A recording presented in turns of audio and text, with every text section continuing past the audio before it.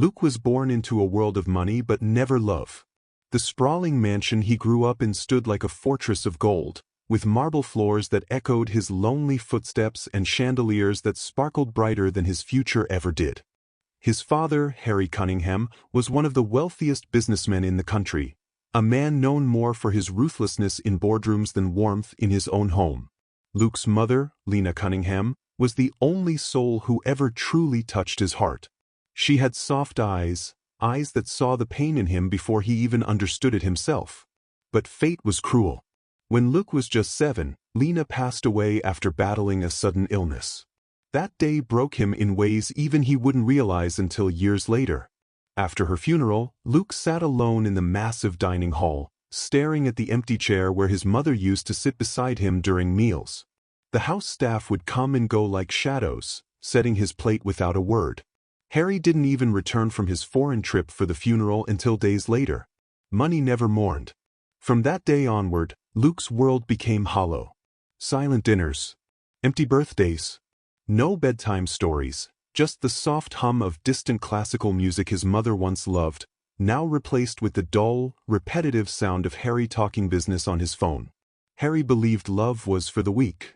He believed giving Luke the best toys, the most expensive gadgets, and a bank balance bigger than most empires was enough to raise a son. But a child doesn't crave wealth. A child craves warmth. Luke's loneliness grew roots in darkness. Nights were the worst. He'd wake up from nightmares only to realize no one was coming to comfort him. No one would hold him like his mother once did. The housemaids stayed out of fear. They were paid, not loved. Slowly, Luke turned inward. At the age of 10, he discovered violent video games. Games where he could dominate, control, and destroy.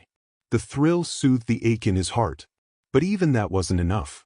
By 13, Luke was obsessed with crime documentaries. But not like normal viewers who watched with horror. Luke watched with fascination. He wasn't horrified by serial killers. He admired them. He wondered, how does it feel to have power over life and death? To silence someone forever? To leave no trace? By 15, he had a secret collection of serial killer books hidden in his room behind a false panel in the bookshelf. Jeffrey Dahmer, Ted Bundy, Richard Ramirez. Their stories fascinated him, like bedtime fairy tales. He didn't just read them. He studied them. Luke knew Harry was oblivious to his life.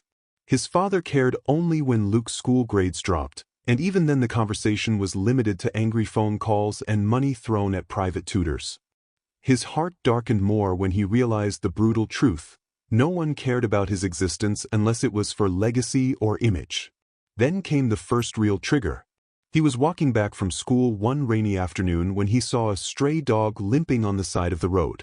Everyone ignored it, except Luke, but not with kindness. He stared at the creature, helpless, wounded, insignificant. He picked up a stone and threw it. The dog whimpered. Luke walked closer, his heart racing, not with fear but excitement. Minutes later, the dog lay motionless, blood mixing with rainwater. Luke stared at it, breathing heavily, a strange calm washing over him. That night, he didn't feel lonely. He felt powerful. And power, he realized, was addictive. By the time he entered college, Luke had learned how to wear a mask.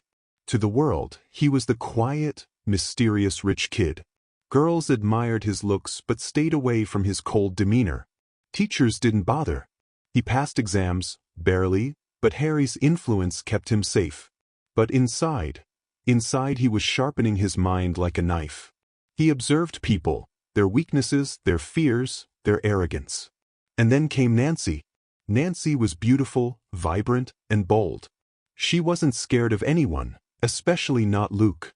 He found her attractive at first, like a moth drawn to a flame. But when he mustered the courage to approach her at a college party, she humiliated him loud enough for everyone to hear. She laughed. "Seriously? You look like someone who talks to walls, not girls." People laughed. Luke didn't. Something inside him cracked. Not like fragile glass breaking, but like chains snapping. That night, he sat in his dark room, staring at his own reflection. The rage in his eyes was monstrous. She had embarrassed him, and Luke Cunningham never forgot humiliation. The next few days he stalked Nancy, memorizing her routine. He learned about her parents. He learned that her house had no security cameras. Then came the night that would seal his fate forever. He waited until midnight, dressed in black, gloves on, silencer-fitted gun in his hand. He entered through the unlocked back door of Nancy's house. Inside, the TV played softly. Nancy's parents were relaxing on the couch. Luke moved like a shadow. He entered Nancy's room, aimed the gun at her sleeping figure. "Wake up," he whispered. Nancy opened her eyes, terror filling them instantly. "One noise and you all die," Luke hissed. Her parents rushed into the room, frozen at the sight. Luke looked into Nancy's eyes with pure hatred. "Laugh at me now, Nancy." Bang. Dropped lifeless, her father lunged at Luke, a desperate act of love. Bang. Bang. Her mother screamed, one last sound before a bullet silenced her forever. Blood soaked the floor. Luke walked out without leaving a trace. The silencer made sure neighbors heard nothing. The next morning, police arrived. The investigation began. But Harry Cunningham was already moving in the shadows, bribes, threats, connections. Luke watched the news report, "Murderer unknown." He smiled for the first time in years. He wasn't human anymore. He was untouchable. And the monster inside him was just getting started. The aftermath of Nancy's murder left a hollow in Luke, but not of guilt. It was the hollow of addiction. Luke had tasted something that fed his deepest hunger, control over life and death. The media storm faded within weeks. The case went cold. Harry Cunningham's influence was a force not even law enforcement dared to challenge. And Luke? Luke walked the university campus like a god cloaked in human skin. But unlike others who would carry shame or fear after such an act, Luke carried something else entirely: arrogance. His icy blue eyes scanned every face, students laughing, gossiping, living their small, fragile lives, all without knowing that the monster who slaughtered Nancy and her parents was walking among them. He began to kill again. Not always with a gun. Sometimes it was accidents, staged so perfectly that no one would even suspect murder. Sometimes it was with poison. Once, he even caused a car crash for a professor who dared to humiliate him over an assignment. By the time he was in his final year of college, Luke had killed at least 15 people. He didn't keep souvenirs.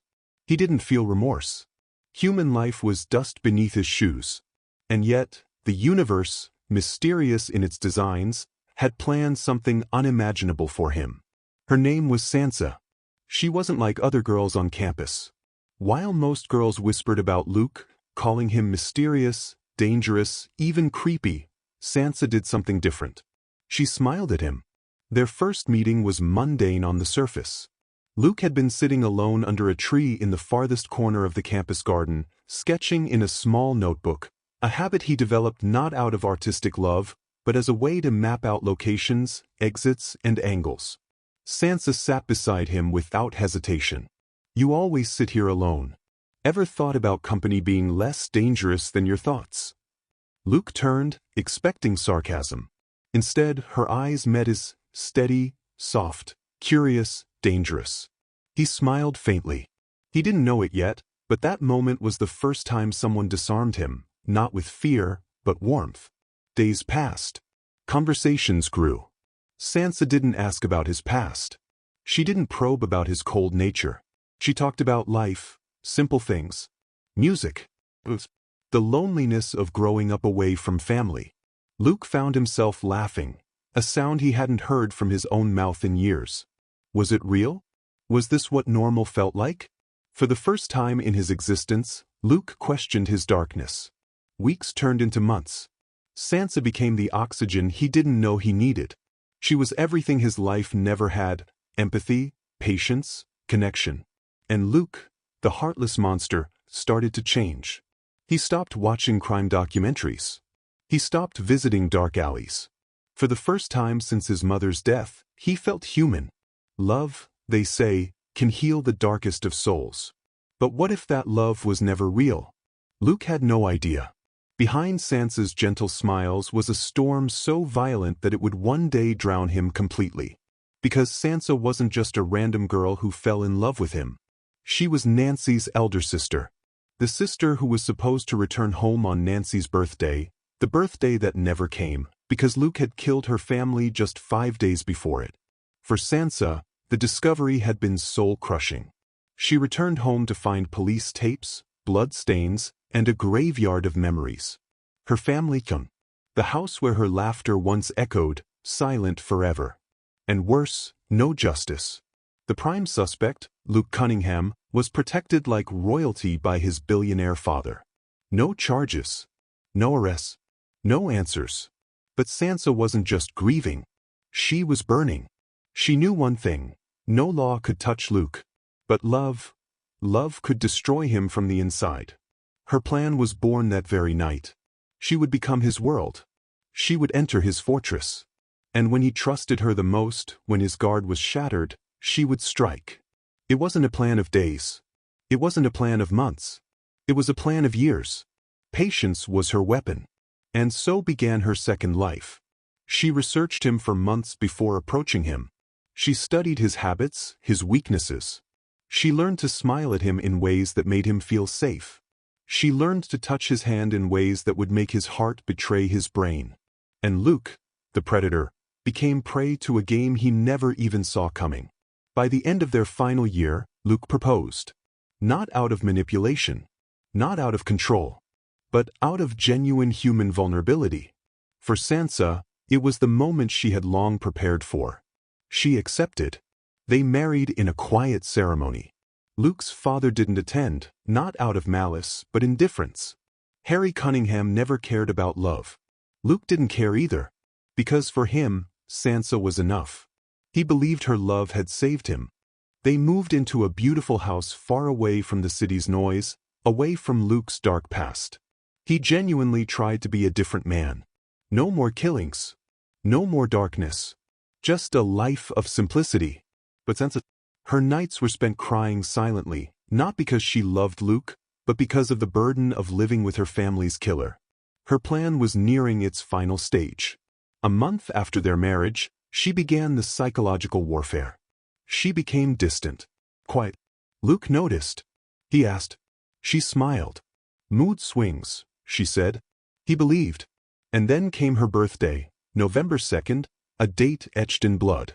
She told Luke to return early that evening. It'll be special, she whispered. That morning, Luke woke up to find their home beautifully decorated. Candles, flowers, a small cake. His heart swelled with emotions he never thought he could feel. He hugged her. Happy birthday, love, he whispered. She smiled. But her heart whispered back. Tonight you will pay for every drop of blood you spilled. Luke left for the office. He didn't know. He couldn't know. That tonight wasn't just Sansa's birthday. Tonight was his death anniversary, long before he actually died. Because Sansa was not just a wife. She was the executioner. And tonight Luke Cunningham, the untouchable monster, would be exposed to the world. Not in shadows. Not in secrecy. But live, for everyone to see. The morning of November 2nd was quiet, beautiful, and calculated. Sansa stood in the middle of the living room was filled with soft morning light pouring through the curtains. Her hands trembled slightly as she adjusted the birthday banner above the doorway. Each letter, each piece of glitter, was placed with precision, not because it was a birthday celebration, but because it was a final performance. The performance of a lifetime.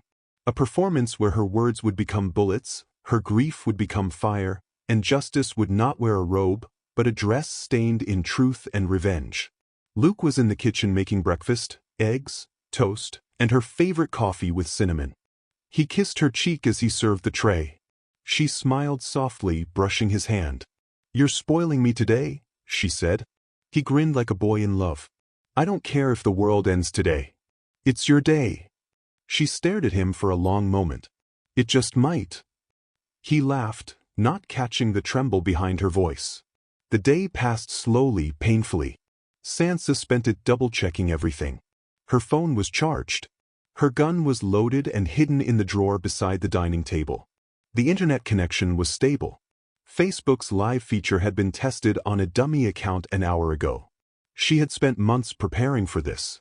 Recording conversations. building a timeline, tracing back Luke's murders, gathering evidence, audio recordings, old call logs.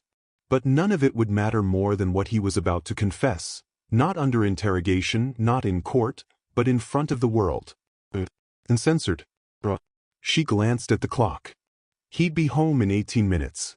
At 6:45, she dimmed the lights, set the candles on the table, and brought out the cake. White frosting, blue lettering that read, "Happy Birthday, Nancy." She placed a framed photo of her sister beside it. Nancy, 17 when she died. A sharp-tongued, rebellious firecracker who made Sansa laugh like no one else. Her life had barely begun, and she was slaughtered for bruising a fragile male ego. Sansa's hands clenched. She whispered softly, "Tonight I'll give you peace, Nancy." Luke's car pulled into the driveway. He walked in smiling, holding a small gift box. "There's the birthday girl," he said, setting the box on the table. She hugged him. He held her tighter than usual. She couldn't breathe, from the weight of his arms, or the fury in her chest. "I made dinner reservations," he said. "But this ambience, this is perfect. It's so us." Sansa nodded. "Let's stay in tonight." He sat down, pouring himself water. She placed the cake before him. Luke looked at it, then at the framed photo beside it. His face changed, confusion, curiosity, then dread. Who is this?" Sansa's smile faded slowly. Her eyes, once soft, turned ice cold. "That's the birthday girl," she said. Luke stared harder. The photo was from years ago, but unmistakable. It was Nancy. He dropped the glass. It shattered. "What the hell is this?" Sansa's voice didn't tremble. "That's my little sister, Nancy." Luke's face turned white. Every fiber in his body knew something was wrong. Very, very wrong. I don't understand." "You killed her." Luke took a step back. "What?" "You killed her. And my parents. All three. 2 years ago. You shot them because she laughed at you." Luke began to sweat. His hands trembled. No, that's not." "Sansa, what are you saying?" "I was on a call with her that night. I was on the plane back to surprise her for her birthday. I heard you. I heard everything. I heard you say, 'Now laugh at me, Nancy.' Then I heard gunshots." His breathing became erratic. His vision blurred. He stumbled, knocking over a candle. What did you do to me?" "Just some help from an old friend. Sodium thiopental in your water, truth serum, in a way. And a touch of paralytic. You can speak. You can hear. You just can't run." He collapsed onto the chair, barely able to lift his arms. "You poisoned me," he whimpered. "Not poison," she said calmly. "Just truth. You've been running from it for years." Luke's voice broke. Why did you marry me?" Sansa crouched in front of him, looking straight into his eyes. "Because I wanted you to feel what my parents felt. Trust, security, love. I wanted you to believe you were safe. And then I wanted to take it all away. Like you did to them." Luke sobbed. "Please, Sansa. I'm not that person anymore." "But you were. And you still are." She picked up her phone and opened the Facebook app. With one swipe, she went live. "Good evening, friends," she said to the camera, her voice eerily calm. "Meet my husband, Luke Cunningham. Charming. Quite wealthy. Also, a serial killer." Luke's eyes widened in terror. "Sansa, no. Don't do this. Please." "Tell them," she said. He remained silent. She opened the drawer and pulled out the pistol. "This is your last chance." He shook his head, weeping. "Don't." Bang. She shot his leg. The scream was raw. Primal. Thousands joined the stream within seconds. "Tell them, Luke." His lips quivered. I killed her. I killed Nancy." She pressed the gun against his chest. Louder. "I killed Nancy. I shot her. Her parents too. And I killed more. 15, maybe more, I don't remember." "Why?" "For fun. Because I wanted to know what it felt like. Because I didn't care. And you were never caught." "Why?" "My father, he bribed everyone." "What is his name?" "Harry Cunningham. He covered everything." Sansa looked at the camera. You hear that, everyone? Luke Cunningham, a serial killer. His father, protector of monsters. Tonight we deliver justice. Luke sobbed. You acted like you loved me. And you acted like a human. He cried louder. You're no different now. You're a killer. I know, she said, standing straight. But the difference is, this is justice. Yours was a tantrum. She looked at the camera one last time. And now, friends, tell me, how does it feel, Luke? Luke looked up at her through tears, blood, and broken pride. Amazing. She smiled, tilting her head. Let me see. She raised the gun again. Burn in hell, dear serial killer husband. She pulled the trigger again and again and again. Blood sprayed the walls, the floor, her dress. She emptied the magazine. His body fell back, twitching for a moment, then still. She turned off the Facebook Live. The silence after the storm was deafening. She stood there, her hands shaking, her face blank, not from regret, but from release. She whispered, "Happy birthday, Nancy." Then she sat in the corner of the room beside his corpse and waited. Waited for the sirens. Waited for the judgment. Waited for the price of justice to be paid. The gunfire had long ceased, but its echoes lingered like ghosts. Sansa sat in silence on the cold marble floor, her back against the wall, Luke's lifeless body sprawled in front of her. The flickering candlelight cast long shadows across the blood-soaked room, bathing it in a surreal warmth that contradicted the horror inside. She didn't cry immediately. She didn't scream. She just stared at him, the monster who once held her hand, made her breakfast, laughed at her jokes, kissed her forehead at night. The same monster who shot her baby sister in the face because she rejected him. Who murdered her parents like they were obstacles, not people. Now he was nothing but a corpse, broken and exposed for the entire world to see. Her fingers were still clenched tightly around the now empty pistol.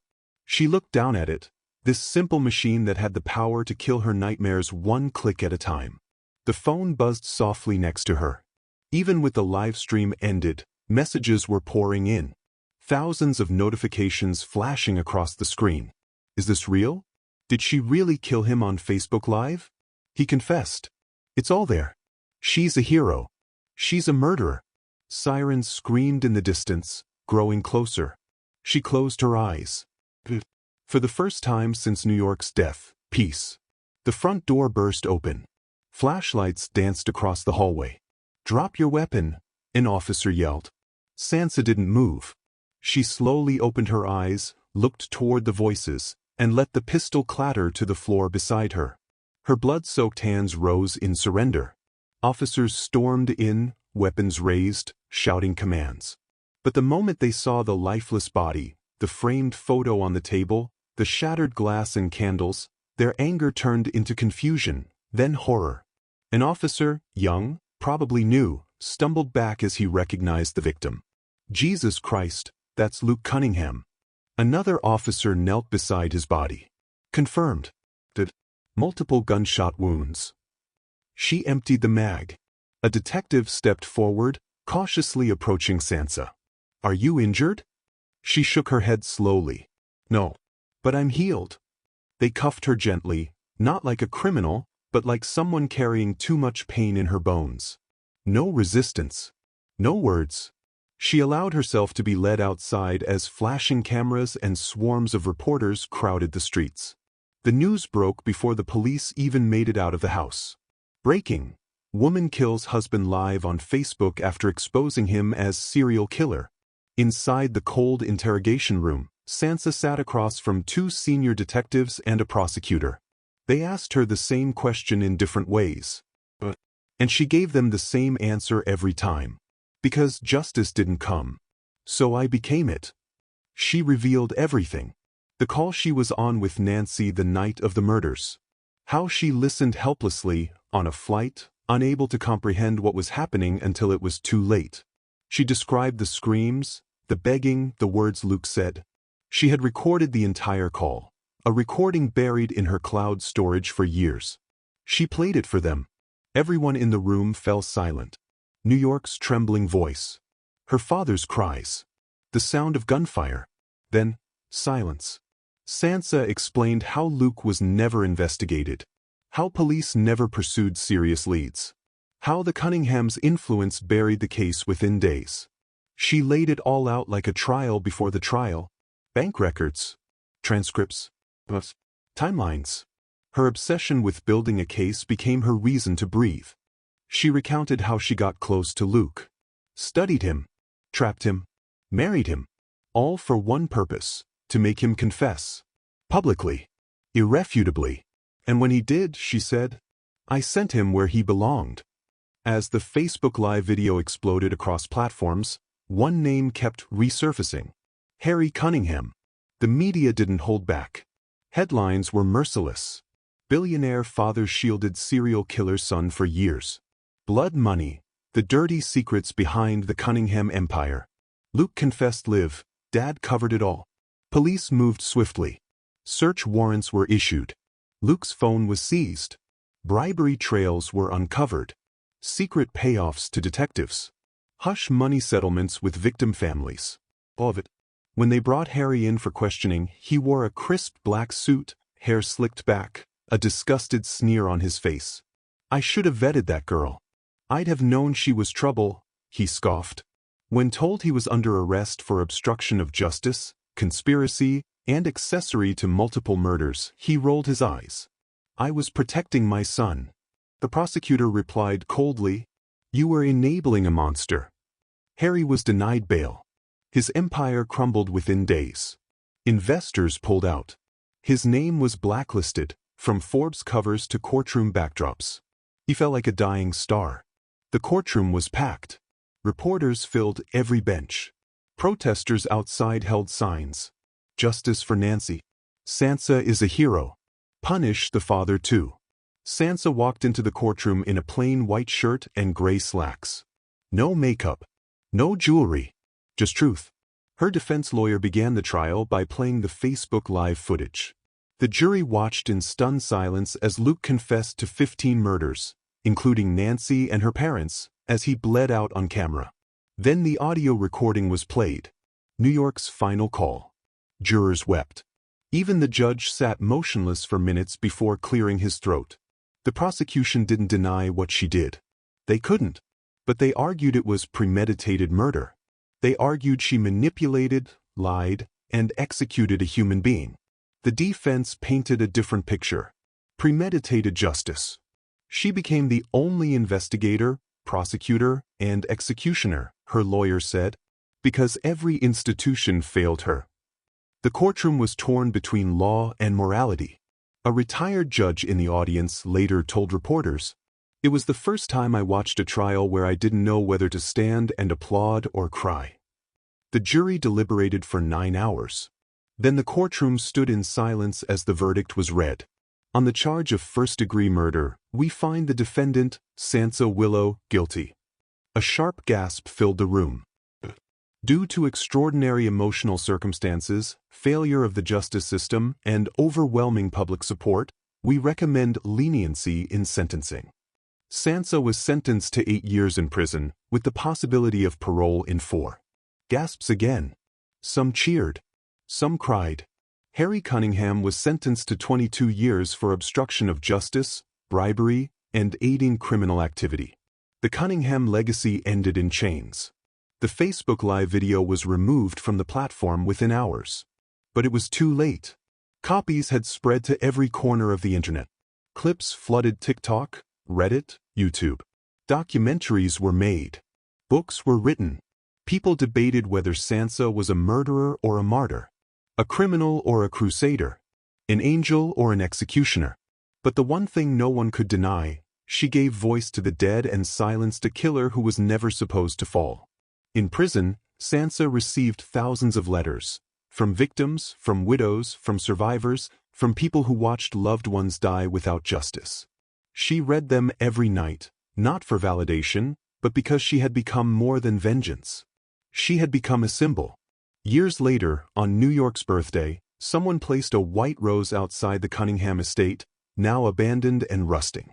A card beneath it read, "Burn in hell, dear serial killer husband. But rest in peace, little sister." He can't hurt anyone anymore. And the world remembered her. Not just as the woman who married a serial killer, but the woman who outplayed him, who made him speak, who made him bleed, who turned a birthday into a reckoning.